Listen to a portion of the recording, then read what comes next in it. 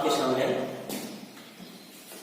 Class 10 की 10वीं class की हिंदी काव्यखंड का पहला चैप्टर जो आपका है पद सूरदास जी द्वारा रचित, उसको पढ़ा गया।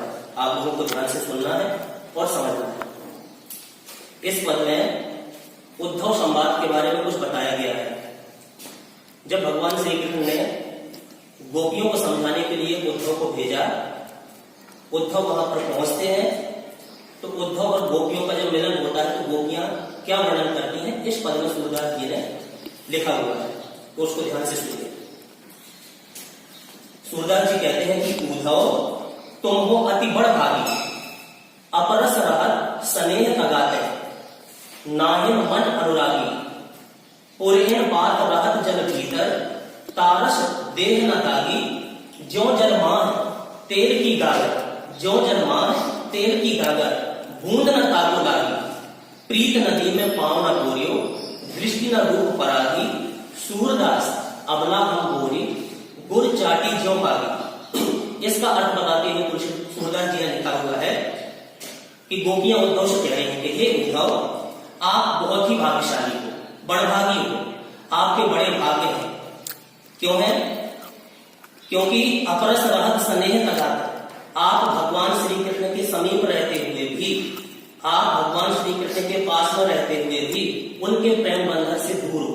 अपरस रहत स्नेह तगाते, उनके लिए आपके मन में प्रेम उत्पन्न नहीं हो पाया, प्रेम में अनुरक्त नहीं हुआ, इसलिए आप बड़भागी हो। नाहिन मन अनुरागी, आपका मन प्रेम से परिपूर्ण नहीं हो पाया श्री कृष्ण के पास रहते हुए। आपका जीवन उसी प्रकार से है कि पुरैन पार रहत जल भीतर, तारस देह न तागी। जिस प्रकार से कमल का पत्ता जल में रहता हुआ, कमल के फूल की पत्तियां जल के पास होते हुए भी उसके ऊपर जल की एक बूंद नहीं रहती, एक भी बूंद उसके पास नहीं रहती, उसी प्रकार से तुम्हारा जीवन है। तारस देह न तागी, ज्यों जल मान तेल की गागर, बूंद न ताको लागी। तुम्हारा जीवन उसी प्रकार से है कि जैसे तेल की मटकी को जल में भिगोते हैं और उस मटकी के ऊपर एक बूंद भी जल की नहीं ठहर पाती, वैसे ही तुम्हारा जीवन है। लगता है कि प्रीत नदी में पाँव न डोरी, दृष्टि न रूप पर आगी। गोपियां कहती हैं उद्धव से कि हे उद्धव, हमें ऐसे प्रतीत होता है कि आपने प्रेम रूपी नदी में अभी तक पैर को नहीं डुबाया है। यानी कि वास्तविकता यह है कि आज तक तुम प्रेम रूपी नदी में उतरे ही नहीं हो, इसलिए ना तो तुम क्या बताया गया, दृष्टि न रूप पर आगी, तुम रूप पारखी नहीं हो, भगवान के प्रेम आकर्षण में अभी तक नहीं फंस पाए हो। अंत में कहते हैं सूरदास अबला हम बोरी, गुर चाटी ज्यों पागी। सूरदास जी बताते हैं कि वो गोपियां उद्धव को कहती हैं कि उद्धव, हम तो साधारण इस गांव की गोपियां हैं, भोली भाली ग्वालिनें हैं, भोली भाली ग्रामीण अबलाएं हैं। हम श्री कृष्ण के रूप सौंदर्य में इस प्रकार खो चुके हैं, इस प्रकार से हम खो गए हैं कि उससे विमुख होने की स्थिति ही नहीं बनती। जिस प्रकार से चींटियां होती हैं, गुड़ चाटी ज्यों पागी, जिस प्रकार से चींटियां गुड़ खाने के लालच में पास ले जाती हैं, उसके आकर्षण में और उसी में चिपक करके फंस जाती हैं और उससे छूट नहीं पाती और वो मृत्यु को प्राप्त हो जाती है, अपना प्राण त्याग देती हैं। उसी चींटियों की भांति हमारा जीवन हो गया है। हम पूरी तरीका से भगवान कृष्ण में खो चुके हैं, अब उससे अलग होने की स्थिति हमारी नहीं है। ये पहला पद हुआ। दूसरा पद सूरदास जी लिखते हैं कि मन की मन ही मांझ रही, मन की मन ही मांझ रही, कहिए जाए कौन कर उद्धव, ना ही परत कही। कि अब तो हमारे मन की मन ही मांझ रही, हे उद्धव, कृष्ण से मिलने की जो अभिलाषा हमारी इच्छा थी, अब वो मन में ही रह गई, मन की मन ही मांझ रही। कहिए जाए कौन कर उद्धव, ना ही परत कही। हे उद्धव, आप तुम्हें बताइए कि जो मन की बात हम भगवान श्री कृष्ण को ही बताना चाहते थे, उनके अलावा किसी को नहीं बताना चाहते थे, अब वो किससे जाकर के अपने मन की व्यथा को कहें। हमें यह आशा थी कि भगवान श्री कृष्ण के दर्शन शीघ्र ही होंगे। हम चाहते थे कि जिन बातों को किसी और से न कहना पड़े, उन बातों को हम किससे जाकर के कहें जो सिर्फ कृष्ण को ही बताना चाहते थे। लेकिन उनके न आने पर अब किससे हम अपनी इच्छाओं को व्यक्त करें। अवधि आधार आस आवन की, अवधि आधार आस आवन की, तन मन व्यथा सही। हर पल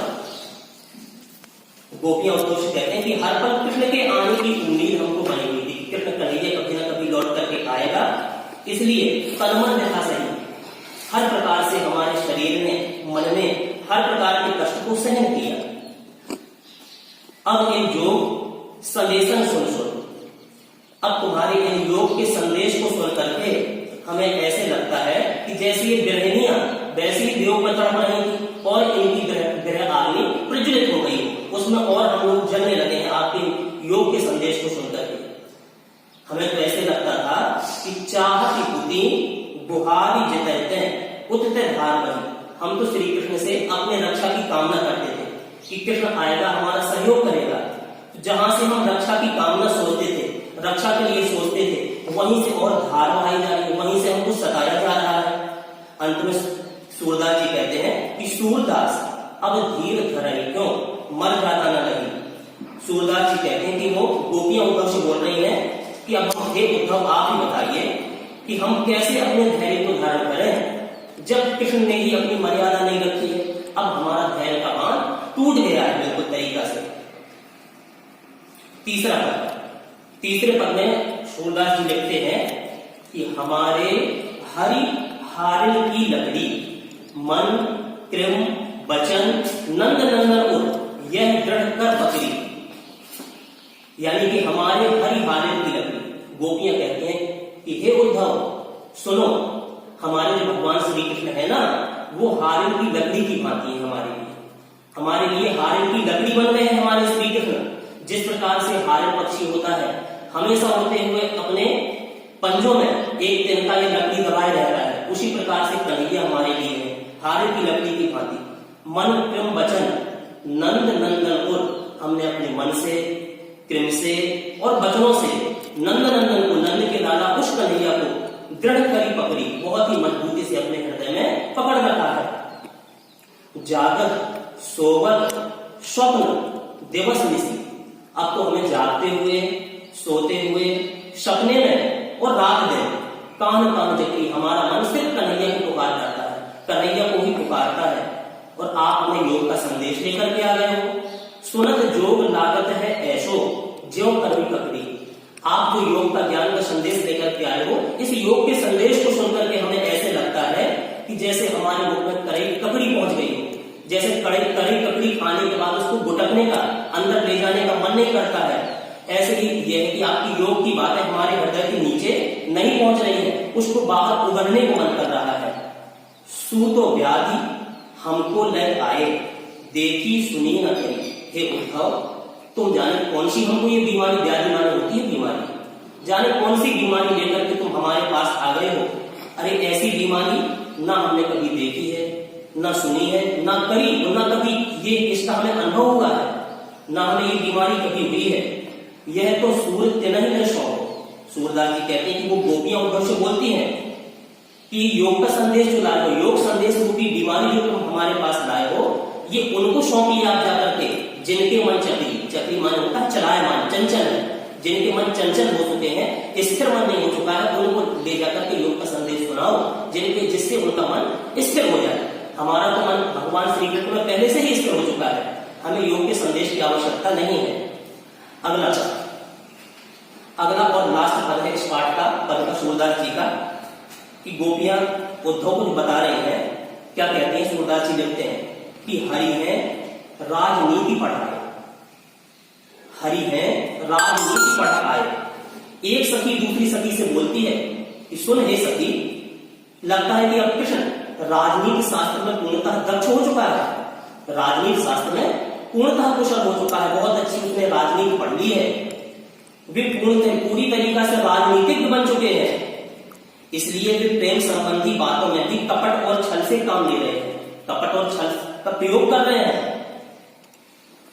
समझी बात कहत मधु करके समाचार सब पाए। हे सखी, ये जो उद्धव आए हैं ना, इनने ज्ञान योग से संबंधित बहुत सारी बातें बताई, लेकिन तुम हे सखी तुम ये बताओ, क्या इनकी बताई हुई बातों से कुछ बात तुम्हारी समझ में पड़ी है? इन बातों से कृष्ण का कोई समाचार तुम जान पाई? नहीं। एक अति चतुर होते पहले ही अब गुरु वृंद पढ़ाए। हमारा कन्हैया तो पहले से ही बहुत चतुर था, चालाक था, जिन्होंने अब हम सबको अपने कपट युक्त प्रेम जाल में फंसा लिया और हमें तड़प कर छोड़ करके मथुरा चला गया और गुरु ग्रंथ पढ़ाने के लिए, हमें संदेशा देने के लिए उद्धव जी को यहाँ पर भेज दिया। अपनी विशाल बुद्धि एवं विवेक का परिचय देते हुए हम नारियों को योग उपासना का संदेश भेजा हुआ है। हे सखी, बड़ी बुद्धि जानी जो उनकी, योग संदेश पढ़ाए। वह इन योग संदेश को सुनकर के तो ऐसे लगता है कि जैसे कन्हैया की बुद्धि बहुत विकसित हो गई हो, बहुत ज्यादा ज्ञान उन्हें प्राप्त हो गया हो, जो योग संदेश लेकर के उद्धव जी को हमारे पास भेज दिया। उद्धव भले लोग आगे के परहित दौलत खाए। वो गोपियां उद्धव से कहती हैं कि हे उद्धव जी, भले लोग आगे के, पहले के जो लोग होते थे बहुत ही भले होते थे, उपकारी होते थे, जो परहित दौलत खाए, दूसरे का हित करने के लिए, दूसरे की भलाई करने के लिए यहां से वहां दौड़ते फिरते थे, घूमते फिरते थे दूसरे का उपकार करने के लिए। लगता है कि इन योग संदेश को सुनकर के गोपियों को ऐसे लगता है कि कन्हैया लौट करके आएगा। तो एक बात उद्धव जी से वो गोपियां कहती हैं, अब अपने मन फेर पाई है, चलत जो होते चुराए। अब तो हमारी सिर्फ एक अभिलाषा इच्छा है कि जो कन्हैया यहां से मथुरा जाते समय हमारे मन को चुरा करके ले गया वो लौटा दे। जो मन को चुराते हुए ले गया यहां से हमारे मन को, अब वो मन हम अपना वापस चाहते हैं। ते क्यों अनीति करे आगुन, जे और अनीति छुड़ाए। हमें तो ऐसे लगता है कि वह स्वतः अनीति क्यों कर रहा है, जो दूसरों को अनीति से छुड़ाया करता था, दूसरों को अनीति से दूर किया करता था, आज वो कन्हैया स्वयं अनीति के कार्य कर रहा है। अंत में गोपियां क्या कहती हैं, राज धर्म तो यह सूर, जो प्रजा न जाए सताए। हे उद्धव, हमारा कन्हैया राजा बन गया है और राजा का धर्म ये होता है, सूरदास जी कहते हैं, जो प्रजा को सताए। हम तो उनकी प्रजा है और कन्हैया हमें सता रहा है, ये राजा का धर्म नहीं है। राजा का धर्म होता है अपनी प्रजा को हर प्रकार से संतुष्ट रखना, खुश रखना। तो ये काव्य खंड का पहला पाठ सूरदास जी का, आशा है कि आप लोगों को समझ में आया होगा। नमस्कार।